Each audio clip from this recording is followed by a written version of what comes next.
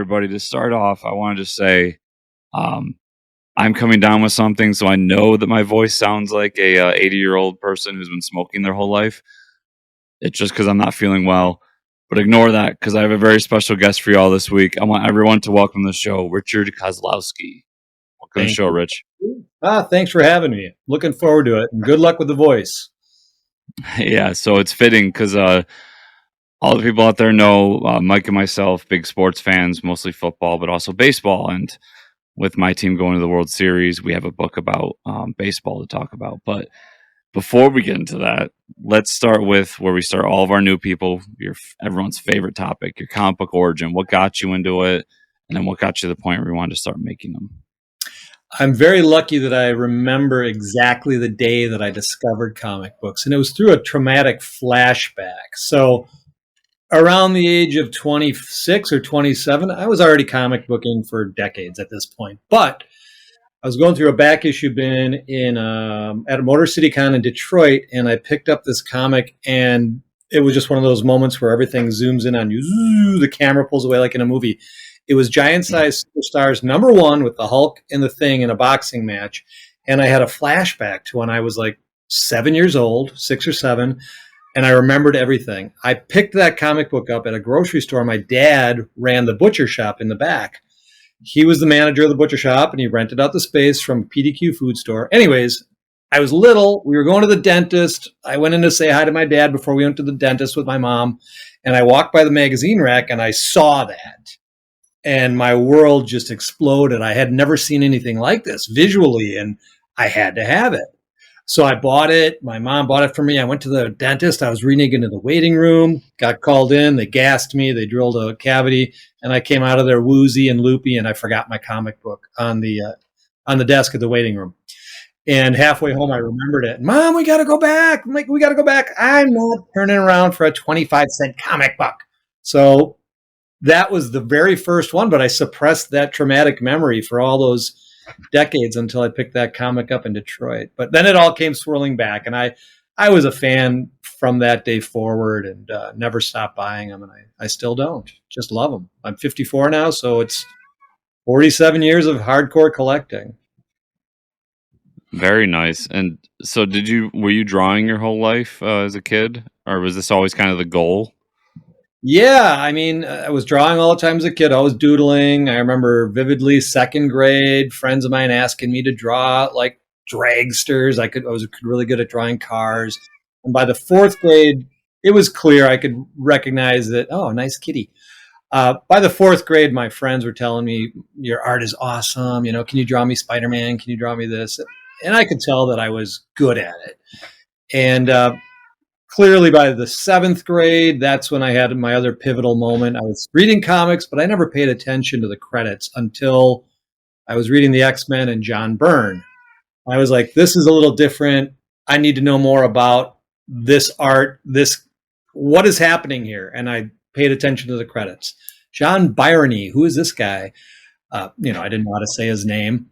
That's when I started paying attention and realizing there was a bunch of people involved with this: writers, pencilers, inkers. What the heck's an inker? It was that day, though, that I started paying attention to who the artists were and becoming favorites of certain guys like John Buscema, George Perez, Neil Adams, John Byrne. And that's when I knew I had to do this. Seventh grade is when I was locked in. My course was set. So yeah, you set that course. What was the first comic thing you did, whether it be published or something you did on your own? I went to graduate high school, went to a 2-year college for an associate's degree in commercial art. And a couple of years later, I got a job at an animation studio near Milwaukee, Wisconsin, where I live. And we were doing some TV spots, and then we got some storyboarding work in for some cartoons and stuff. And one of them happened to be Sonic the Hedgehog. And Sonic, we didn't know what the heck it was or if it was going to be a big deal or not. And a couple of years or a year into that or so, Sega contacted us and said, our studio in Franksville, Wisconsin, contacted me and Art Mawhinney, who was the owner of the studio, my good friend, and told us that they're going to ask Archie Comics, who had just gotten the license to do the comics. Sega was going to ask Archie to hire me and Art Mawhinney to do the artwork chores for Sonic the Hedgehog, and I was thrilled.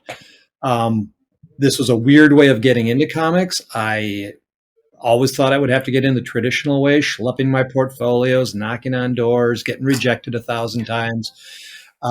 So I got in. We did Sonic. I did Sonic issue number 12 through around issue 50.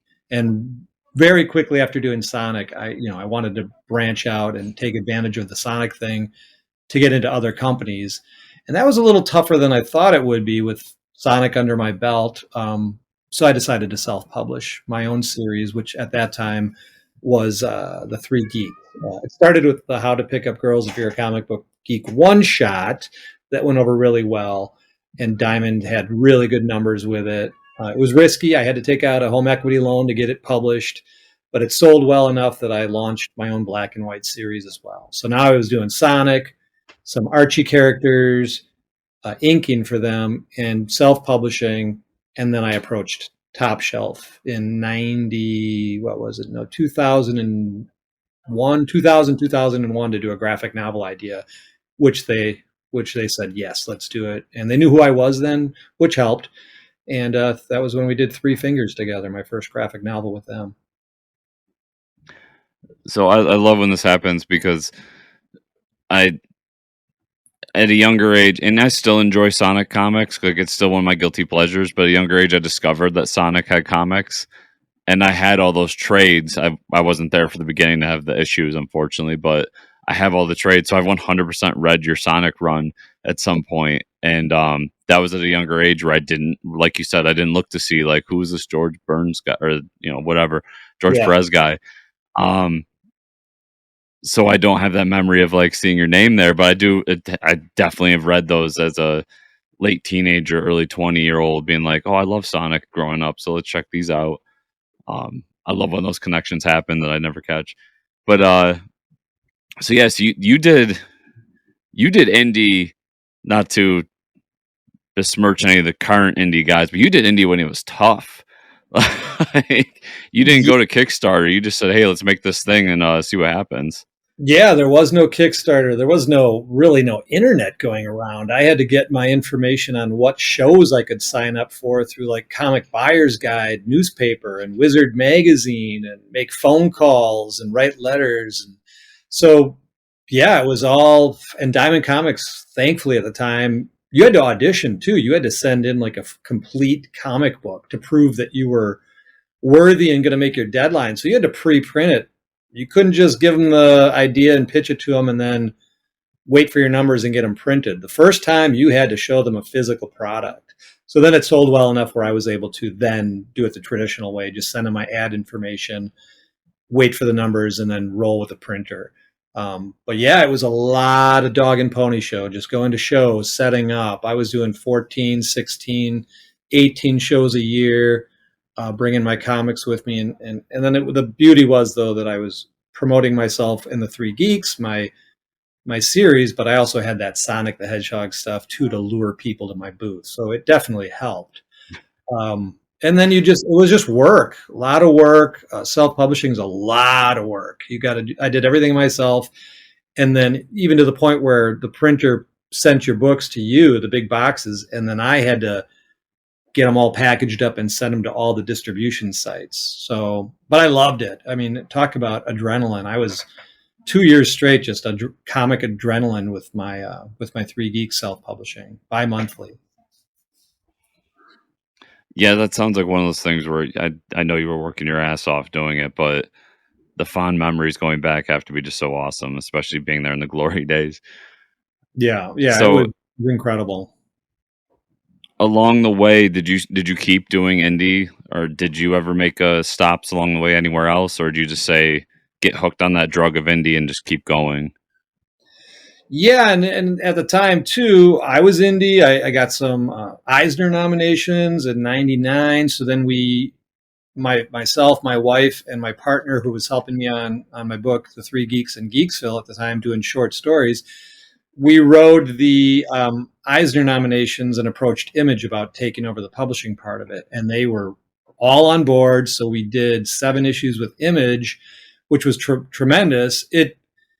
I was hoping it would ease my workload, which it didn't, because I really wanted to be in control of everything too and make sure everything was right with the printer. Image certainly helped and were wonderful to partner with, and they doubled, almost tripled my sales, which was what we were hoping for. So it got me more exposure and enabled me also at that point to go to the top shelf. I forgot about that Image part in between when I was self-publishing, did that 7-issue run with Image, and then I went to top shelf because I wanted to do graphic novels. I wanted to do full-length feature books, which is my real passion. I still continued, even while I was doing Top Shelf, the graphic novels, I still continued doing freelancing for Archie and some other companies along the way. I did a Family Guy comic book in there, other freelance work with Chaos Comics and other things, always with Archie. And I was still self-publishing occasionally the Three Geeks, like just super specials, summer double-sized specials once a year to keep my Three Geeks fans happy. But 90% of my time then went to Top Shelf and the big graphic novels. That was my push. So I've seen this push with some of my favorite creators too, even through Image, with this graphic novel push of putting out just the whole series, as you will, as opposed to single issues. As a creator, what are the benefits for you to go that route? Is it just simply that it's there for everybody to see all at once, or is it money, or what is it that really attracts you to doing graphic novels as opposed to selling it out as 4 or 5 issues and then doing a graphic novel? Yeah, that's a great question because Chris Staros from Top Shelf and I discussed this as well. They dabbled with serialization of some of their books, but for them as a publisher, one of the reasons I approached them is their niche was original content, graphic novel, independent style stories. So we toyed briefly with the idea of serializing a couple of my books I did with them, but we quickly both agreed the graphic novel is the way to go. That's both Chris and I, our favorite things. I like the prestige feel of it, that it's a book. It's a graphic novel. The whole perception about graphic novels is that it's a slightly elevated form of the comic book, in that it is a complete story all wrapped up in one in a nice deluxe package, maybe some higher production value, higher paper quality, thick covers, the French flaps, the occasional hardcover. It's just that I'm going to sit down with a book and I know that I'm going to get a complete story and not necessarily have to invest years of my life and, month after month after month sticking with this story and possibly crossovers in other books and comics along the way. So I like the one and done aspect. That's what we decided to do. It's worked out really well. So speaking to that, let's jump into what the new book is from Top Shelf, which is Farm System. So I guess let's start with a quick, what's the book about for our listeners? Yeah, I had done Three Fingers, which was a take on the cartoon industry, pop culture. And then I did The King. And shortly after The King was finished and doing well, Chris said, "What do you want to do next?" And I said, "I got this really cool idea called Farm System. I want to take the superhero genre and blend it with baseball. I think if superheroes were really out there running around the world in their tights and underwear, they would have representation and they would probably be developed in a farm system, minor league system like baseball has, where they have agents representing them. They have training facilities. They're taught about marketing and branding and costume designs,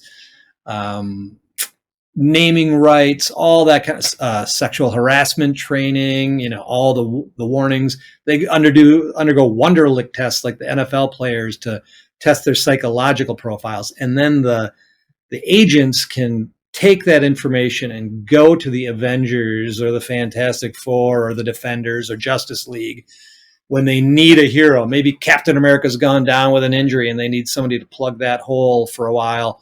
Well, they can go these agents can go to these teams and say, hey, we got a perfect fit. This guy is off the charts. He's developed into this amazing hero with great leadership qualities and et cetera, et cetera, et cetera. We think he'd be a good fit for your team. And let's face it, there's not a lot of Tony Starks and Bruce Waynes out there who are billionaires who can afford to go out and superhero for free. These guys are risking their lives on a day-to-day basis. They're going to need to get paid, and get health insurance and things like that, and dental. They're going to get the crap beat out of them. They want to have some coverage. So the agents take care of all that, and the system works. I got to give props to Branch Rickey. He's the guy who developed Major League F.A.R.M systems back in the 30s, 40s, and made it a huge thing, a template that all Major League teams started to follow. It's just an infallible system. And they can take these raw, young, talented individuals and protect them under this minor league umbrella while they develop with no pressure. So that's another aspect I like. But the biggest aspect I like, and I don't want to ramble on, is the guys who never make it, the guys who never get the call. It's a sad thing when these guys dedicate their lives and every ounce of energy into wanting to become a major leaguer or a major league superhero, and they just flounder in that farm system like a lot of minor league players do for years and years and years and never get the call. And sometimes it's just bad luck, bad timing. They're not marketable enough. Sometimes they're just not powerful enough. And that's the focus of the book, the guys who don't make it. I love the idea because it is something that even as a comic reader, it's something that's like I've kind of a mythology I've made up in my own brain, because when new people join the Avengers, I'm like, oh, they're pulling from the bottom of the barrel, the minor leagues, the street level heroes or whatever. So it seems like one of those obvious ideas, but just you don't see it actually manifested in the comic. So I love it straight from the start. I love the baseball aesthetic to it that you have going on. But in your world, you said you have like different teams, different level teams.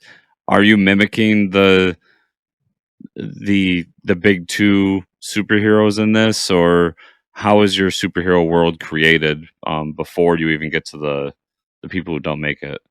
Right. So my world exists in the same world as the big two. Now, I can't draw Superman and Thor and Spider-Man running around in my comics. Legally, we can't do it. But you can use names. We made sure to check on that. So we give anybody who picks up the book and starts reading it can get comfortably assimilate and believe and integrate my characters into a world they're already familiar with. Whether they read DC, Marvel, or both, they can visualize my farm system being in those worlds and that my characters are trying to get on those teams.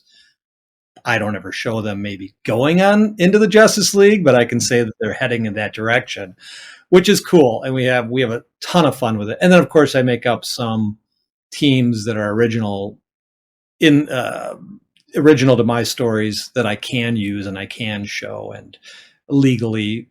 So I've got like a couple other teams, the Justice Syndicate and the Revengers instead, and I have a lot of fun with that. And so, do you see this series like, is this one and done? You'll never come back to it, or do you feel like you've created a really great story here and maybe you could do a little bit more in the future with it? I'm already, I don't know, you got the cameras on. Here it is. I'm already working on book 2. So there's so much to cover, so much ground to cover. I'll get this on the camera here for you. Book 2 is going to delve into some of the other seedy sides, either a couple characters from it, of other things that have happened in the world of sports and life where these guys are so desperate to get called up, they start doing things that are slightly illegal or unethical to get that edge over their competitors. In baseball, steroids. In my world, we're going to talk about that. We're going to spin off of that and how it goes very sideways very quickly and gets very dangerous, and how it can destroy not only people's physical lives, but their reputations, and go down that. We're going to go down that rabbit hole a little bit. We're going to touch on some politics and believe me, I'm not a political person. I think it's ugly. We're not going to get ugly. It's going to be entertaining with the political aspect and some legal battles in court that get interesting. So we're going to dive down some of those other interesting, again, paralleling what happens in major league sports, paralleling what happens in my life and your life, just the job market in general. It's going to, a lot of people I hope can relate to these characters and what they go through and try to achieve. Just like in comic books, I meet hundreds of comic book creators who are talented beyond measure, and they often lament, why am I not Alex Ross, or why am I not, Alan Moore? And it's not sometimes always for lack of talent. It's just bad timing, I don't know, wrong place, wrong time. So I think it's going to touch a lot of nerves with a lot of people that they can say, I relate. I'm always still, but you never give up, right? That's the whole thing. You never give up. Exactly. So you're gonna hit little p politics, right? Yeah, we I have to. always call it little p politics as opposed to like just flat out like, I don't know, the president is bad. It would be big p politics in my eyes. Where little p politics is just like things that we deal with all the time that isn't so preachy and everything. I have figured out a way, and I've already written the book. It's all outlined, book two. It has to come out before the next presidential election to really make the impact. I guess it really wouldn't have to, but I'm hoping it does. But I play it straight down the middle. I will not offend either side. I guarantee it. I guarantee it. And they'll be amused by it. They will definitely be entertained by it. That's good. I'm glad to see that you have it seems like you have a cool world that you're really enjoying. So moving forward with it, it looks like you got some cool ideas to keep expanding the world. I guess for before we take off and do our outros, I really want to know. You said from the beginning of this that you're mixing superheroes and sports and all that. So is that where a lot of your story ideas are coming from? Are things that you and I have seen throughout our life in the sports world and bringing that into it? So you mentioned steroids, but things like Deflategate in football or something like that. Um, are these where you're kind of drawing your inspirations from for this world? Yeah, a lot of it. I like all kinds of pop culture. I mentioned earlier comics, music, Hollywood. I just read the Hollywood Babylon book that came out decades ago about all in the 20s and 30s, all the scandal and suicides and drug overdoses. It's crazy. I admit it, I'm attracted I'm the typical, if there's a train wreck, I slow down to gawk. I can't help it. A lot of us are like that. So I'm attracted to that seedy underbelly of Hollywood and those stories. I'm not addicted to National Enquirer or watch TMZ all the time. I'm not like that.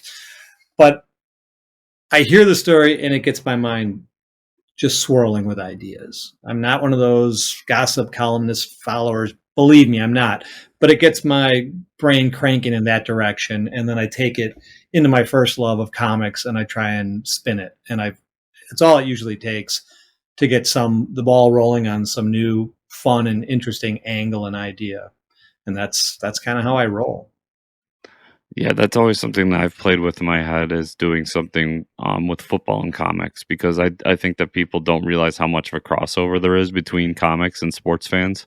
Yeah. I mean, for instance, I'm in a fantasy football league that's run by my local comic shop, so I've always thought about that crossover there. Like we had a little bit in the '90s with the NFL All Stars Right. and things like that. So it's intriguing to know that there's somebody else there that's thinking like I am in that sense with mixing these two things together. Oh, every time anything interesting on the news or whatever's happening in the world, my first thought is always like, that's interesting. I wonder if that's been done in comics yet or in the superhero genre. And then I start thinking, and maybe it has. Then I'll look it up. That one won't fly, but maybe I can twist it this way, that way. So again, to make it relatable for people out there. Exactly. So, Rich, the book is F.A.R.M system. That's F.A.R.M as an acronym, everybody. So F.A.R.M system. coming from Top Shelf Productions, you've worked with Top Shelf quite a bit, so I'm assuming that the relationship there is really good. That you enjoy working with the people over there. Yeah, Chris Staros is amazing. He is a hands-off editor. He's so supportive. He very rarely asks you to make changes. He trusts his artists and writers implicitly, and he's just beloved by all of us because of that. He works hard with us, and there's very little friction. And the production value those guys put into their books is second to none. So he's generous when you go to shows with him. He's always picking up the tab, and it's just a wonderful guy, wonderful, wonderful person. So it's been a pleasure working with him all these decades. We're in the decades That's together. good to hear. 20 years. Yeah. So he must be a good guy if you've been around with them for 20 years. A Georgian gentleman. He certainly is. So the book is coming out in November, correct? Do you have an exact date on when it's going to hit shelves? Yeah, it's November 8th. It was just stalled like a week or two when the train strike threats hit. It slowed it down just a little bit, but they are saying the distributor is Penguin Random House now, and they are getting it in bookstores November 8th. I've already got my copies, so I'm so happy. So I am taking it out to a few local shows as well. So a couple of local shows like Quad Con in Madison on November 5th and 6th, and Iowa MiniCon on November 12th. They're going to have it before it hits the shelves. They'll be debuting at those conventions. Very nice. So everybody out there, like we said, the book's going to be out November 8th. So first and foremost, you have a local comic shop. Go to them. Tell them I need F.A.R.M systems when it comes out. And if you do not have a local comic shop near you, you can always find it online. I'm assuming Barnes & Nobles, Amazon, places like that, or on Top Shelf's website as well. Absolutely. So before we take off, Rich, if people want to follow you further and follow this series further, where's the best place for them to follow you on the internet? RichKoslowski.com is my website. I'm also on Facebook, and you can order the book directly through my website, richkoslowski.com, and then I'll do a sketch, sign it with a sketch as well for everybody who orders it directly through me. Oh, there you go, everybody. So remember, as always, I'll have the links in the show notes down below to Rich's website, the previews catalog, so you can get the number to your local comic shop and everything else. So make sure to check those out so you can check this book out because it's a blast. Rich, thanks so much for taking the time to sit down with us, and we'll have to do it again for volume 2, man. Yeah, thanks, Christopher, and go Phillies. Go Phillies.